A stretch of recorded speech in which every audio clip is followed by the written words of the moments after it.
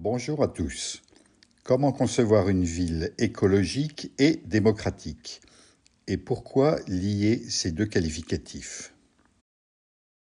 La plupart des villes construites aujourd'hui sont énergivores, aussi bien pour la construction des bâtiments et leur fonctionnement que pour l'artificialisation d'espaces de circulation souvent gigantesques.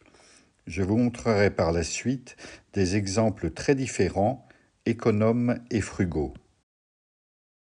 J'entends par ville démocratique un ensemble urbain conçu à l'échelle des habitants et de leurs familles qui les rendent libres, autonomes et responsables.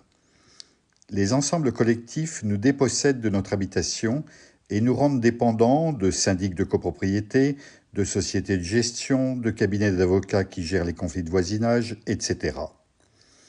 Les villes modernes sont à l'image de cette collectivisation de la société et de la perte d'autonomie des habitants. Une ville écologique peut et doit être démocratique pour impliquer le plus grand nombre. Pour mettre en application ces quelques idées majeures, je vous propose un exercice de conception urbaine sur le nouveau quartier des Batignolles à Paris. J'ai eu connaissance du projet officiel en 2007 ou 2008, et en 2008, j'ai décidé de dessiner un projet alternatif. Je commence par vous présenter le quartier en 2008, avant que les immeubles ne soient construits.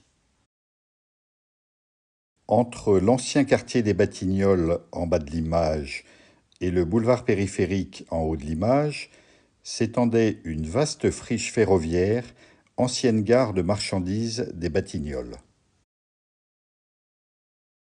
En 2008, alors que les travaux d'aménagement du parc Martin Luther King avaient commencé, il subsistait plusieurs anciennes halles ferroviaires remarquables. Ici, vous voyez l'ancien bâtiment des douanes, qui sera le dernier élément historique détruit en 2009 et que j'avais intégré à mon projet. Voilà donc, en septembre 2008, l'état d'avancement du projet officiel, avec quelques halles et le bâtiment des douanes qui subsistent. Le projet global était celui-ci, les bâtiments étant représentés en blanc. Le projet, achevé aujourd'hui, ressemble effectivement à cela, excepté dans la partie nord où prend place le nouveau tribunal de Paris. Certains d'entre vous connaissent le projet qui a été réalisé et l'échelle des bâtiments construits. Sinon, je vous renvoie à des images disponibles sur Internet ou sur Google Maps. Le parc étant un atout pour les Parisiens, je l'ai conservé, mais comme cela avait été fait à la Villette, je conservais les anciennes halles et le bâtiment des douanes. Concernant le bâti, trouvant le projet trop étendu, j'ai choisi de traiter autrement la partie est, derrière l'avenue de Saint-Ouen. Cela me semblait suffisant. Je n'ai pas traité la partie nord, au-delà du boulevard extérieur. Comment concevoir le nouveau quartier? Je ne crois pas à l'architecte génial dont le talent serait toujours de créer de nouvelles formes. Cela aboutit en général à des fantaisies qui finissent par nous ennuyer. Je crois plus aux références que nous a léguées l'histoire et à ses enseignements. Je vous montre donc ici plusieurs exemples urbains qui ont nourri ma réflexion. Les hutongs de l'ancien Pékin, que j'ai souvent cités, et à propos desquels vous trouverez plusieurs articles sur mon site internet.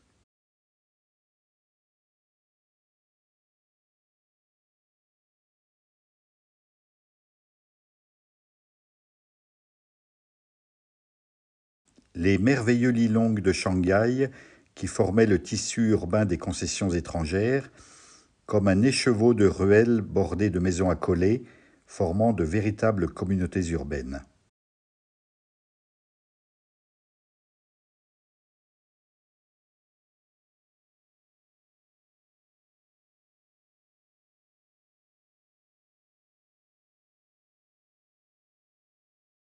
Un exemple plus contemporain dans le quartier Jingumae à Tokyo, où une grande avenue, Omotesando, effervescente, côtoie un quartier bas et dense construit de petites architectures contemporaines.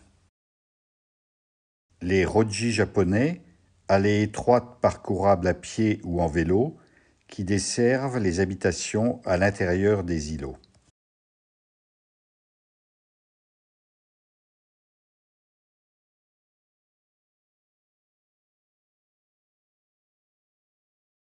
Je cite rapidement les merveilleuses machiya japonaises, maisons de ville tout en longueur, qui abritent un atelier ou une boutique sur la rue et le logement sur l'arrière adossé à un jardin. Enfin, un exemple à Paris, pourtant très mis à mal, avec les très jolies impasses des rues des Haies et des Vignoles dans le 20e arrondissement. Il existe encore à Paris, surtout dans les arrondissements périphériques, des ensembles de maisons passionnants. Ces ensembles constituent la plus belle transition que nous puissions imaginer pour recoudre Paris à sa banlieue, beaucoup plus que des tours ou des quartiers massifs qui fragmentent la ville tout autant que le boulevard périphérique. Beaucoup des ensembles urbains que je vous ai montrés ont été conçus comme des lotissements, c'est-à-dire divisés en parcelles, vendus à des propriétaires privés qui avaient la charge de construire en respectant les règles de gabarit, de mitoyenneté et d'alignement sur la rue. L'organisateur du projet avait la charge de la voirie et des différents réseaux d'adduction. C'est ainsi que l'ancien Pékin, par exemple, a été construit. Je reprends donc ce principe de parcelles accolées et de lotissement, des parcelles de taille modeste pour qu'elles soient accessibles au plus grand nombre. Les parcelles font ici 7 mètres par 35, soit l'équivalent des machiya japonaises que je vous ai montrées précédemment. Les bâtiments sont de taille modeste, un rez-de-chaussée et un étage au maximum, sous un vélum de 6 à 7 mètres à la gouttière, en respectant l'alignement sur rue et la limite de hauteur pour ne pas nuire à l'ensoleillement des voisins. L'acquéreur a ensuite le choix d'occuper la parcelle comme il le souhaite, selon ses besoins, en construisant une ou deux maisons avec cour ou jardin, s'il le souhaite, ou même un atelier qui occupe toute la parcelle, pourvu qu'il ne dépasse pas le vélum imposé. Les rues sont de taille modeste, comme les hutongs de Pékin, reliées par des passages qui permettent de desservir plusieurs habitations différentes sur une même parcelle. Les passages ont la même fonction que les roji japonais.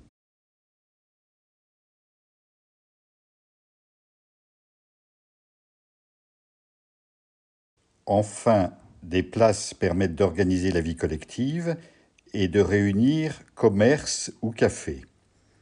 La place principale dessert l'ancien bâtiment des douanes réhabilité et consacré à des activités sportives ou culturelles.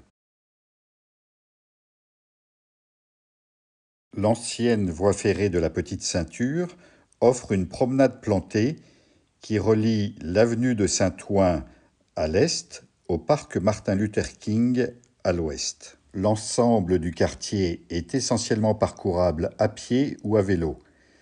Une circulation automobile de desserte est permise, mais limitée. 2 parkings aériens collectifs sont construits aux extrémités du quartier.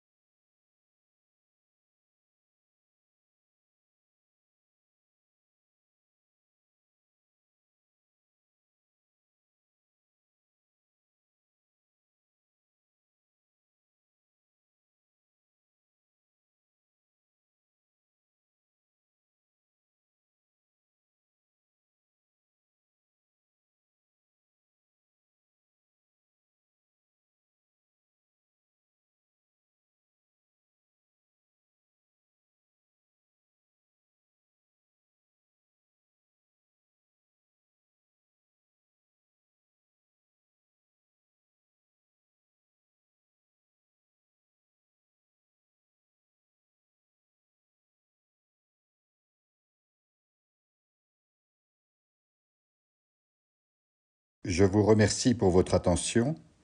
Vous trouverez sur mon site internet d'autres informations en rapport avec ce projet. À bientôt.